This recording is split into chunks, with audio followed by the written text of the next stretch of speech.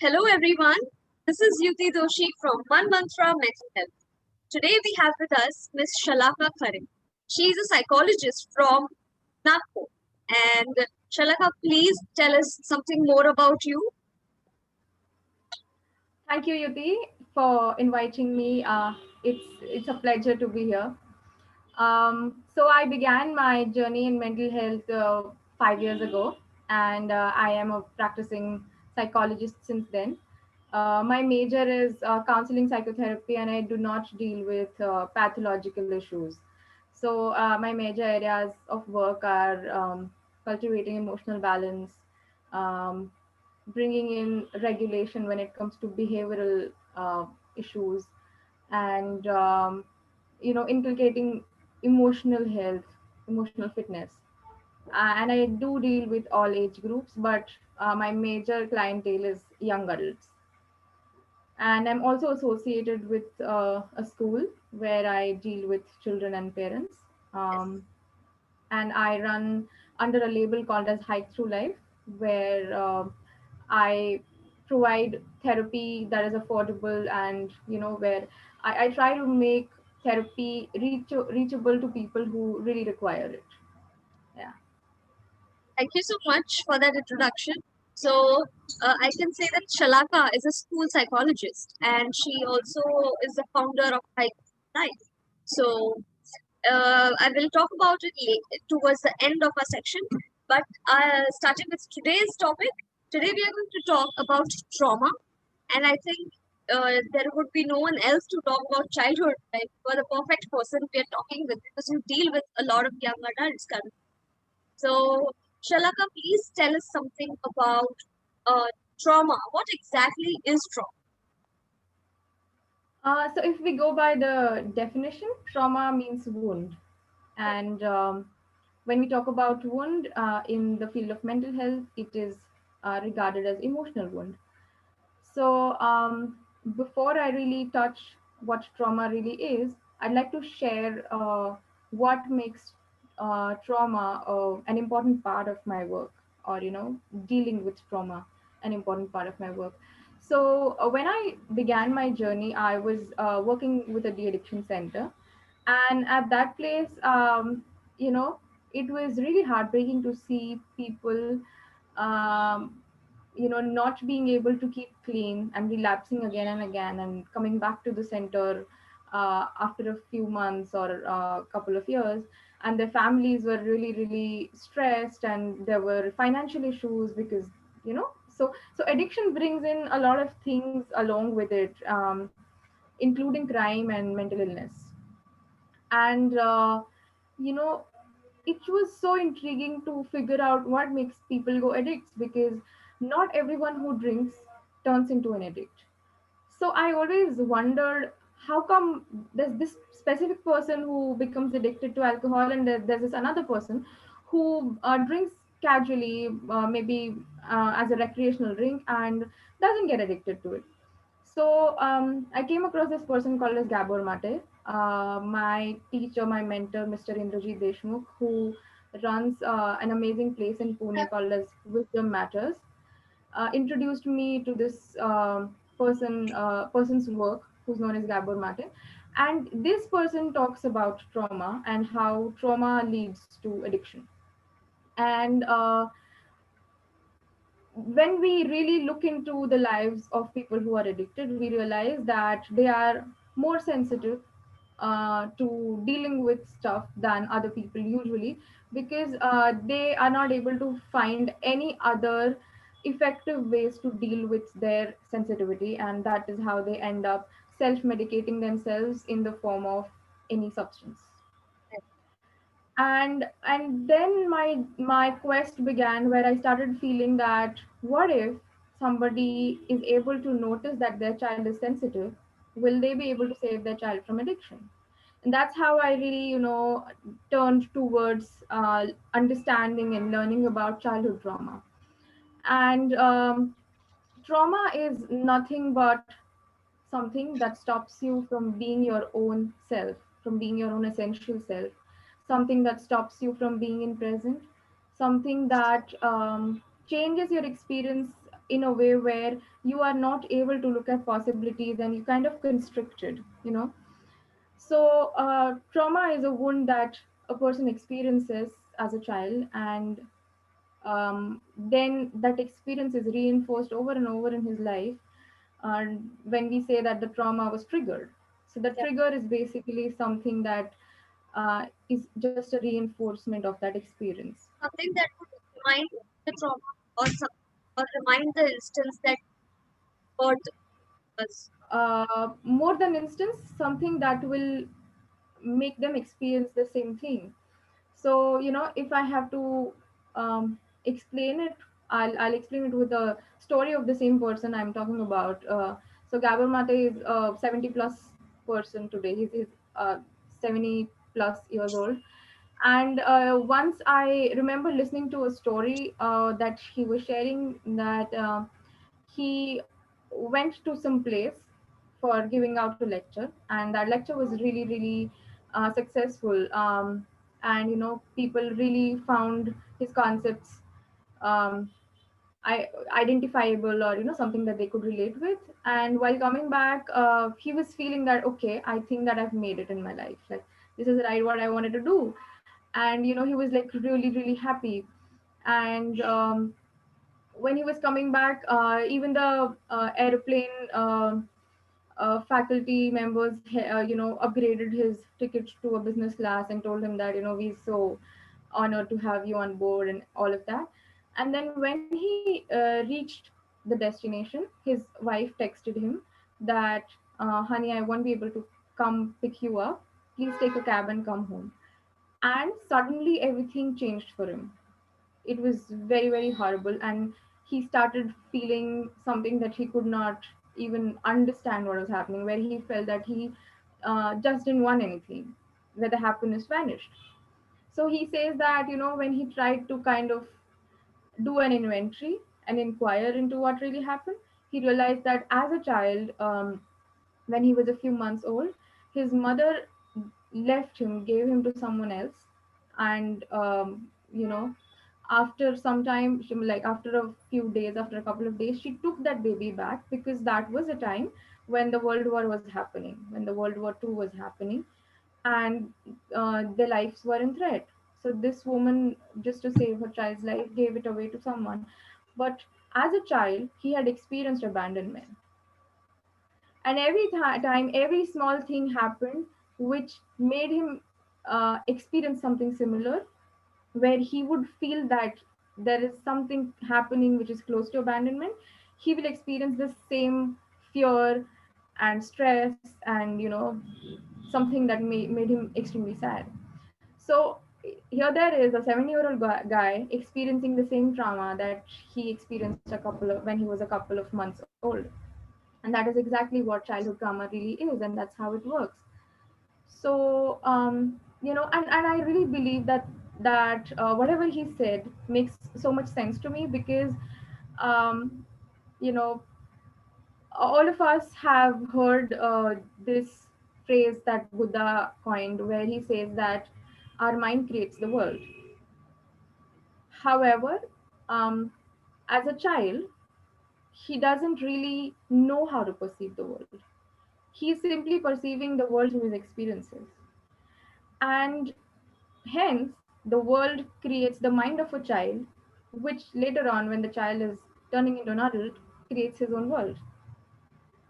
So, if at all the perception of that child is traumatic, the way he perceives his world is going to be traumatic. If example that you gave, Shala, of Sir and the, the name of the person. Gabor Mate. Yes, He's a Hungarian guy. You can Google, and he's done some really amazing work. There's a lot of free resource available on YouTube. A lot of videos that he's made. He has a website. Yeah, you can but check him I out. think definitely this is something we all can refer to. But I think each one of us has some or the other trauma. I'm not saying that necessarily we are uh, troubled by it so much, But we all have our memories, and we all have the kind of experiences that we could have that could have disturbed us as a child, but we only realize them later that, oh, this was something that was not supposed to happen when I was a child, you know. Right. And there are so many instances and so many cases that we notice where all of us have suffered trauma. And it's high time that we now understand that childhood is so precious and so delicate. It's like a flower, once you crumple a flower, it's not going to regain its own, the original beauty. So it's like that. And as parents, as families, we all need to be very mindful, careful, and educated about, I Mm. mean, not literally educated, but educated about at least a child's development and aware about our own selves so that we can be a child, so that we give the best experiences to children growing up in our homes.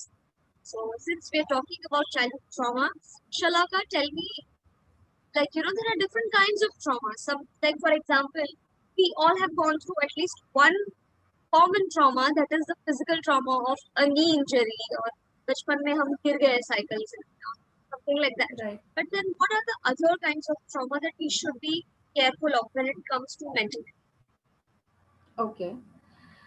So Yuti, as you very correctly said about childhood being a very impressionable age, and uh, parents needing to be really aware about raising their children.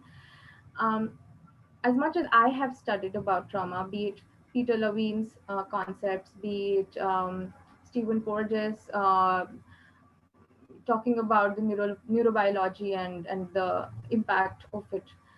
Um, as much as I have understood, I believe that there is only one type of trauma, which is disconnection. Disconnection from ourselves and disconnection from people around us. So when a baby is born, his entire world is about himself. He doesn't understand anything else except his own needs, except his own bodily needs, his own emotional needs. And the child is really, really connected with his mother because he has spent his entire developmental inside his mother's womb, and he can kind of really connect with his mom, right? And when this person, who's his mom, very unintentionally does something which makes the child um, disconnected in any way with his mother, he gradually starts developing that disconnection with his own self, which in turn becomes traumatic. So as you said that all of us have some trauma, that's entirely true, and all of us really need to look into it and work on it, so that we are able to be more present and we are able to be um, more efficiently functional. However, I also feel that usually trauma is used in situations like sexual abuse, a parent dying at early age, an addicted parent, or a separation of parents. However, let's understand that these things are situations, and trauma is something that happens inside you. Trauma is never the situation. So if I mean, a child whose parents are separating at a young age, if he has a twin child, and just in case this one child has been really loved, cared, and supported by his mom and held by his mom, and the other child has not been held for whatever reasons, then they are going to have different experiences of the same event of their parents separating at a young age. One might experience trauma, and the other may not experience trauma. So whatever incidents happen, they do have an impact on us, but then that impact is basically what goes inside us.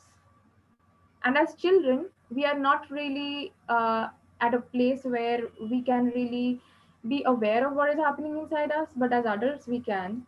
So we can really look into ourselves and check, oh, where is this coming from? If I'm getting angry, what is making me angry?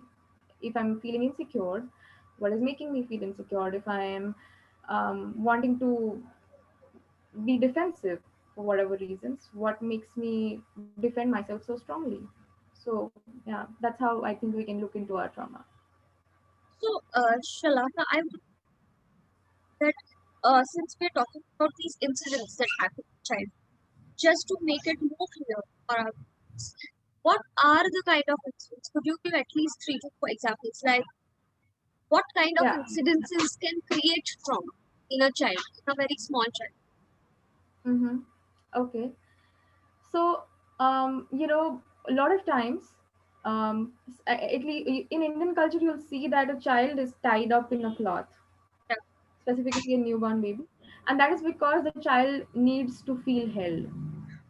But just in case, if a parent doesn't believe into that, specifically families where they're nuclear families, the doctor usually suggests that you should not be holding the child all the time, because then he will always want you to hold him, and that is the wrong practice. That should not happen, and that's something elders in your family will also tell you, that don't pick up the child every time he cries, because if you pick him up, he'll get used to that.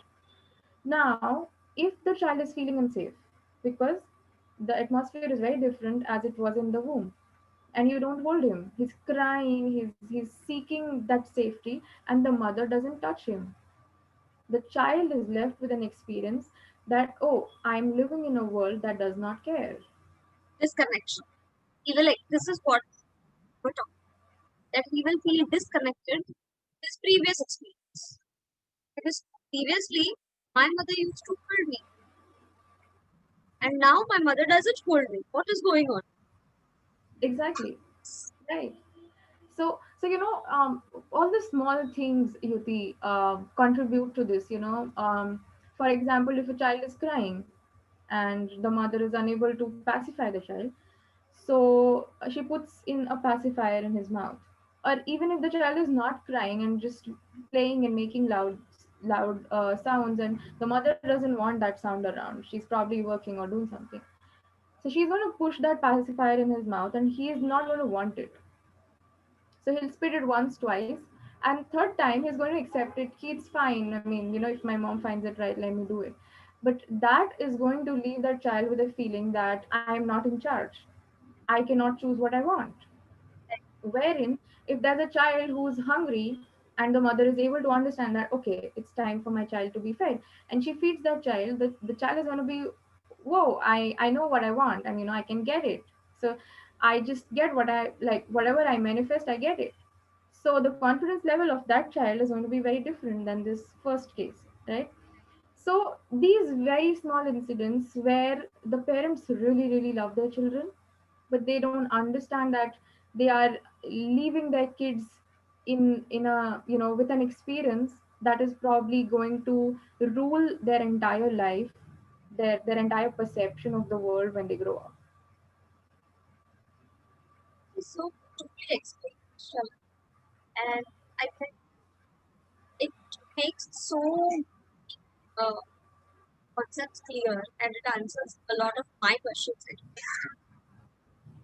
When we are talking about parenting, I completely agree. Parenting is a very difficult task. It's not easy. Definitely not easy.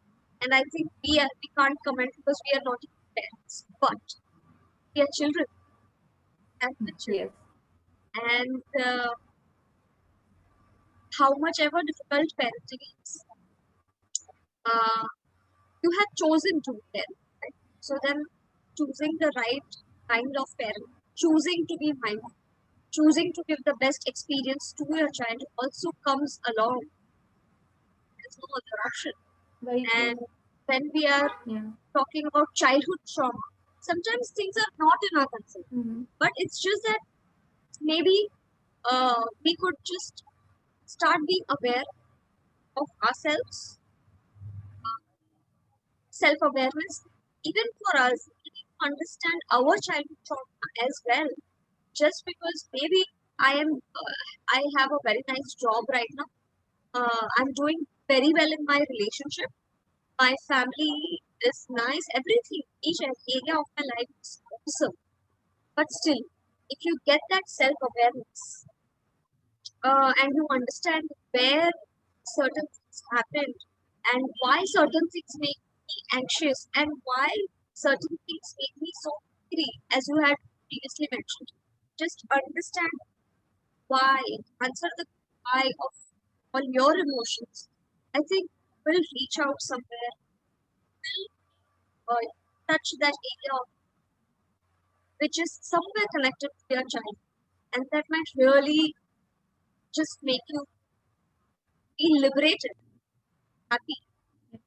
So we all, I think, here this is why we need to understand about childhood trauma, not about anybody's childhood trauma, your own childhood at least, and you will automatically Yeah. understand. Not necessarily everyone has a big traumatic life event like a car accident or death of a parent or something like that. As you said, it could be small instances as well. Sometimes parental conflict, sometimes just a small discord between parents, sometimes just the lack of attention which was not given so frequent. Maybe as a parent, you are always there with the child, or your parents were always there with you, but still might have felt a little unwanted, or you might have felt a little bit of sorry. But that's it's completely okay. But it's just that we need to tap that. We need to come to a state of acceptance so that we at least are at peace from inside for ourselves. That's why we need to understand about that. And as Shalaka rightly shared, that it is a it's a phenomena that could happen with anyone, and we don't even understand that. Oh, this was this was something that has affected me as a child. So, Shalaka, since we're talking about impact and how childhood impacts us later on, can you explain how it impacts adults in different areas of their life, like how it affects their professional life, or how it affects their own relationships with their partners, like that. Yeah. Yeah. Sure. So, Yuti, when you were sharing this, that it can happen to anyone, let's rather come to terms with this, that it basically happens with everyone instead of anyone, because as you said, parenting is a task, and um, no matter how much we decide to be aware, because no parent wants to really not pay attention to his child. They always believe that what they're doing is for the Best job. highest good. Yeah, right. So I'll share a quick small story where I have a dog at home, and right he sleeps close to a door, okay, at night. And so usually we keep something in front of that door so that he doesn't go and sleep there, so that we can open and close that door. And one night I was studying late, and I forgot to keep that bag instead of the door, and he slept. And then I was trying to wake him up, and he was not waking up, and I could not go inside my room. So I knew that there's no way I can get inside my room if I don't move him out of that place. So what I did was, I gave him a ball of pedigree, which is like a very tiny thing, right? And I was so completely aware that this is going to make him feel hungry, and because he really loves pedigree, and that greed was something that I encashed on that night. And I gave him that little thing, and then he was hungry, and then he was wagging his tail, and he was like, "Please give me some more, please give me some more." And then I knew that if I give him food at this time, it's not going to be good for him. So I was in a fix. Like, if I don't give, it's a problem. If I give, it's a problem, right? And then I just left him like that, and I went inside my room, and I felt that this is so common that happens to all of us, where the child is asking for something.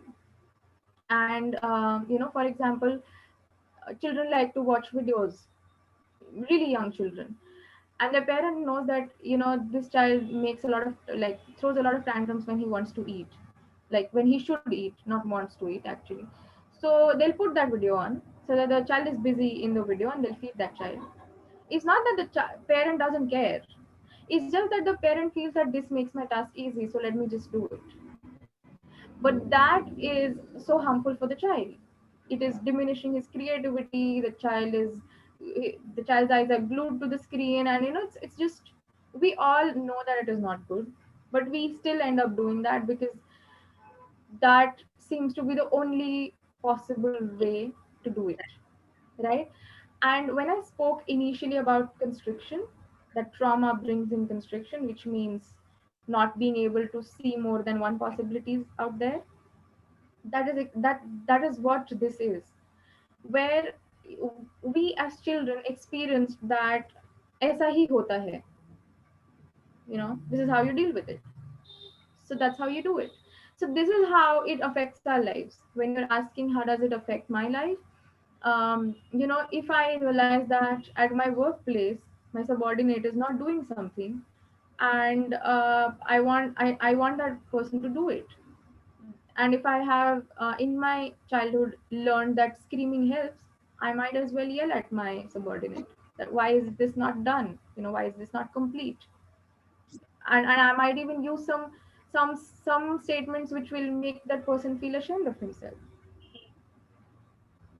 right? So shaming someone, or threatening someone, all of these are uh, impacts of trauma.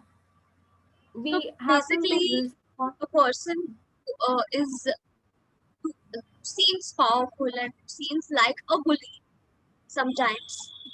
Maybe It is themselves extremely traumatized. from childhood, they are maybe they are the ones who need help and get that that trauma resolved, so that Mm. they don't keep doing that. So yes, I Bridget so like act, because we often end up seeing people who don't behave well as we judge them. Obviously, everyone judges everyone, but we end up seeing them with a lot of cruelty. ये तो ऐसा ही है, Mm. खड़ूस है. Right, But why? We don't stop right. and ask why. So I think if we all be a little more mindful, a little more compassionate, then maybe understand. Yeah, yeah. So more than wanting to be a little more compassionate, because that seems like something which is so popular right now, and everyone wants to be compassionate. The thing is that we need to understand that, okay, just the way I come from some place, somebody else also comes from some place. Like, Yes. so he might be rolling out of his own trauma, and it's not that he wants to treat me bad, but he's in a position where he's not able to really understand where he's coming from, and same goes with me. So I watched this series on Netflix. I guess I don't remember, maybe a couple of years ago, which is called as Zindagi Gulzar Hai. It's a Pakistani series. Yes, I think it was a very very famous one. I have watched it. So yes, Right. So there are two roles, two main roles, two main characters, and one child comes from a family where her father abandoned her because she was a girl child, and the man comes from a family where his mother is a very liberal kind of a woman, who like calls herself a liberal woman, and she believes in not really um, following anything that her husband wants her to do, because then she feels that it is patriarchal. right. But when children grow up seeing a mom who is not telling their father where she's going, why is she going there, what is she up to, they experience the disconnect so strongly that this man starts believing that women are, if you don't treat them in a way where they are in control, they will always dominate you. And the entire series, like specifically the last few episodes, roll around the same theme, where these two people try to make a family together, and they are entirely rolling out of their childhood traumas, where this girl is really insecure about the man treating her bad because she's going to give birth to two girls, and the man is entirely um, you know looking at the whole scenario with a lens where he feels that this woman might end up dominating me, so I am not her slave. Wherein not a single moment does that woman treat him like a slave or a Hmm. uh, you know Yeah. so I felt that in that series it was so dominantly covered and so clearly covered that whenever two people are fighting, they are really behaving out of their own traumas.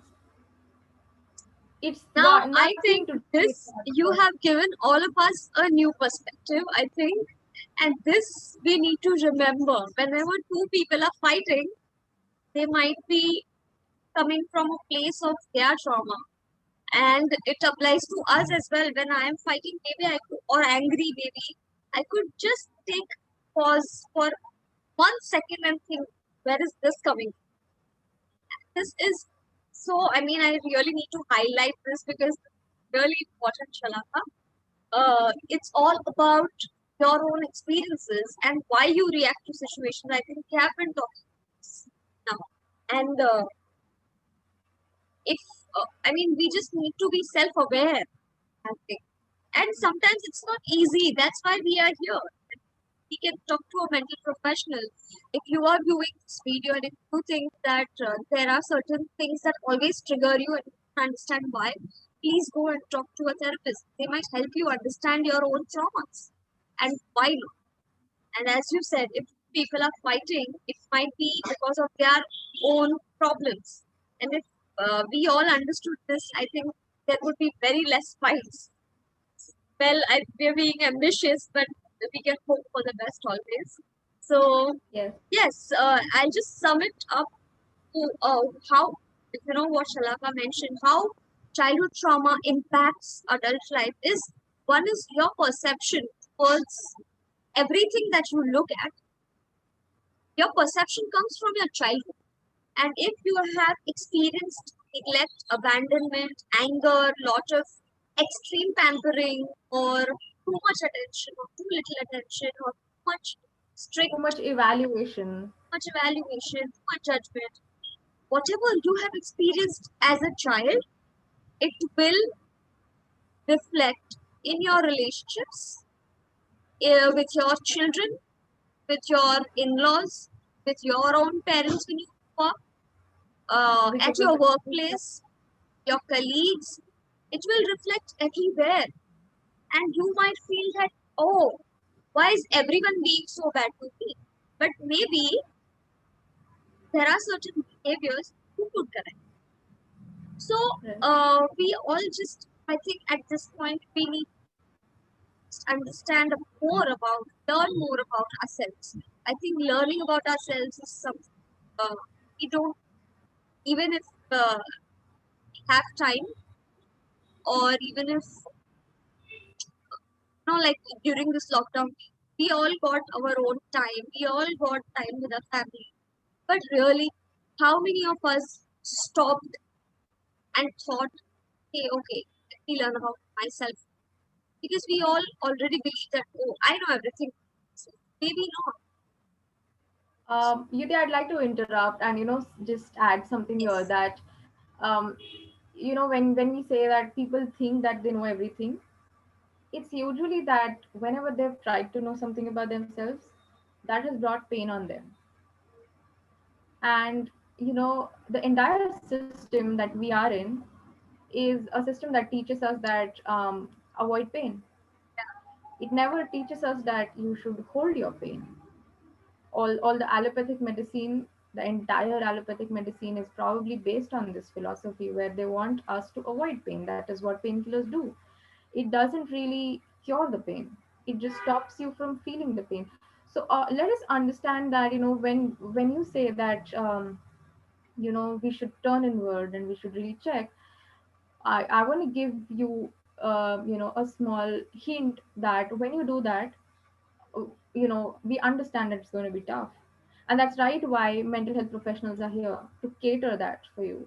Because we completely understand that it is not a piece of cake, and neither do we want you to do it or suffer on your own and feel that okay, this is hopeless, and even if my life is a mess, let it be a mess, because वो at least चल रही थी. When I turn inward, it just stops, and everything just falls apart. And I just don't want that, right? So instead of really jumping to the conclusion that turning inward is a bad thing, you could probably find someone who can handhold you through the journey of turning inward.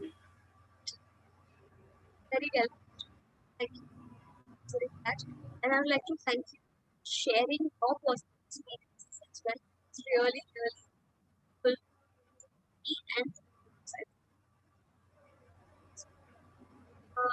since we are talking about childhood trauma, there are so many of us who realize that their childhood was traumatic later, right? Mm-hmm. And there are so many experiences which we are not even. For example, I would like to give my example. Sometimes, there are certain things that happen, and I am not able to deal with that situation. So I just go quiet because I don't know. For example, when someone shouts or when someone is more angry than me, then I don't know what to do. So, an ideal way would be to see the situation and maybe face it and maybe talk about it, talk what is your perspective and resolve. But I just can't do it. So, similarly, there are so many things, that we all just can't do in such certain situations. So, then how can a person cope living with that trauma? What to Mm-hmm. Right. So, I'll again take you back to an example where a child is crying, do? like crying, crying, crying, asking for something. That need is not fulfilled. And then the child stops crying. Okay. He either goes back, he either falls asleep, or, I mean, usually he falls asleep. Why use either? So, taking that example where the mother is not picking up the child because she feels that if I keep picking him up, it will be bad for him. And the child is crying, and then he stops crying and he goes back to sleep, where the mother feels, woohoo, this is what I wanted. So I think it's working. But the child learns that every time I realize I cannot deal with my pain, I shut down, right? So that shutdown response is a very common thing for all of us. That is what leads us to addiction. That is what leads us to faulty coping mechanisms, right? And when you're saying that, I want to do it, but I'm not really able to do it, so how do I cope with this trauma? Let us understand that coping with trauma is not a one night job. um, for example, if suppose, you tell me today that, Shalaka, I think that, today's session was so boring, there's nothing really interesting in it, and there's no value that you really added on to me. 5 years ago I would have been really, really angry that, dude, you like invalidating my entire experience, like entire work experience. But if you do that today, I might want to like really check, oh, what made her think this way. So it's not that I don't feel that, maybe UP is being disrespectful. I might still feel that, but my response would change. And probably 5 years from now, I would stop interpreting this thing as disrespectful entirely. So it's like a journey. It's not that you it comes to your mind, it crosses your mind that I want to stop doing this, and you really stop doing it. When it comes to your mind that I want to stop doing it, it's the first step of understanding that I think that there's some issue here and I really need to look into it. So basically, one And way of coping with situations that trigger you, or one way of coping is taking a pause and thinking whether, I mean, why someone is behaving bad or why it is affecting me like so much. Anything. right, Okay. So one way is taking a pause and maybe self. Any other correct, ways? correct. Yeah, I mean, therapy is always a way. Therapy always helps. And to understand what heals, I mean, now we from coping up I'm moving to healing, okay, which is different.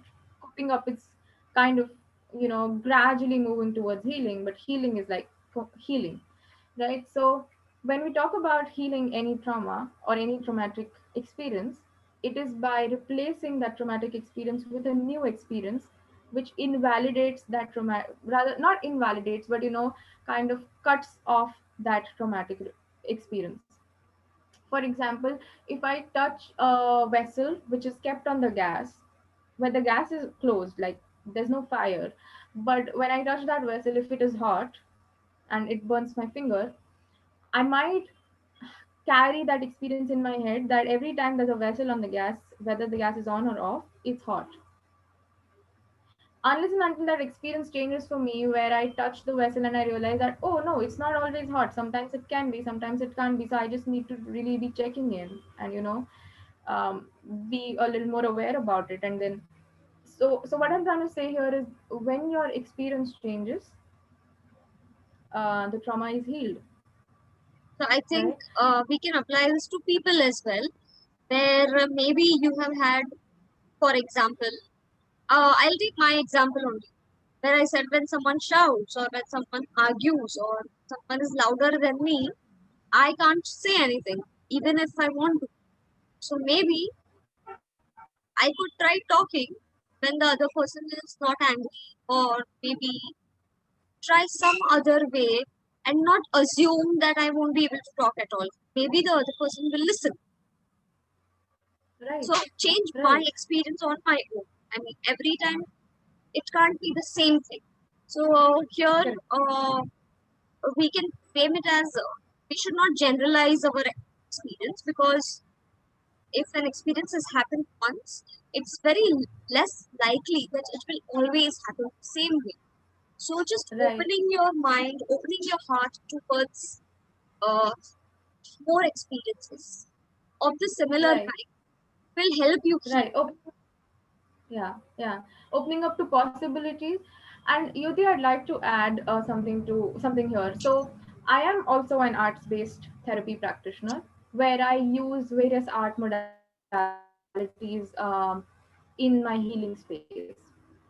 And the way how arts-based modalities help is they are very experiential in nature, right? Wherein talk therapy is more on an intellectual basis. Art-based modalities help you really experience what I'm trying to convey, right? So when this experience alters, when it is changed, things are different for us. But if you push yourself that, oh, I heard that talk from, Manmantra, and that said that I need to change my experience. So let me push myself to change my experience. Know that it is not going to happen. You really need to look into the possibilities, like listen to your body, listen to your mind. After the fight, like let's take the example that Yuti was talking about, that after that fight where you were not able to talk, you sit with yourself and you ask what was happening inside me, or what is happening inside me right now. What is it that I really want? Is it that I really want to talk, or is it that I want my presence to be seen? Is it that I feel less when someone is saying something like that and I'm not able to speak? What is happening here, right?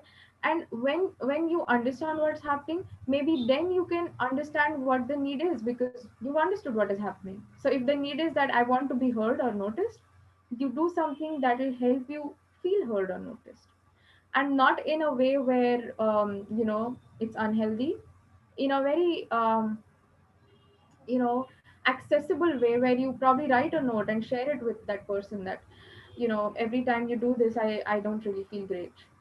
Is there any other way that we communicate about this? I understand that we are having difference of opinions here, but I'd really like you to suggest what can we do here, because um, this is what I need. So what I'm trying to share here is, don't intellectualize. Just pause and listen to your body, and it'll tell you. Just close your eyes and just check what's happening to me. Oh, my heart is beating. Maybe more faster than other times. So if it's beating faster, is it trying to tell me something? And what is it trying to tell me? And just get into any situation like that, and probably it'll take you closer to the answers that you're looking for. Thank you so much, Shala, for sharing these coping mechanisms and everything about trauma. Actually, with this we come towards the end of our episode. Today we spoke about what trauma really means, why we need to understand childhood trauma for ourselves and others, and for the children growing up in us. We also learned about how to is trauma and how trauma can spill in different areas of the life. So on. That's why uh, that and many other reasons why we need to understand childhood trauma and how we can cope, how we can use different approaches to heal us. So, if you have any more questions about trauma, about understanding your own anxieties, fears, or wounds, or anything else, if you want to share about your experiences or ask any questions, you can definitely get in touch with Hide Through Life by Shalaka, or you can contact me, or you can leave your comments in the section below, and we will definitely be more than happy to answer any of the questions. So that's it. Thank you so much, everyone, for viewing. Thank you so much, Shalaka, for giving time and coming to my show. Uh, I'm really, really glad that you came, and your experience was really, I mean, whatever you shared, I really learned from. Thank you so much. Thank you, Yati. Thank you so much for inviting me. And yes, it's been wonderful conversing with you about as little as I knew about trauma. And yeah, it's great. Thank you. Bye.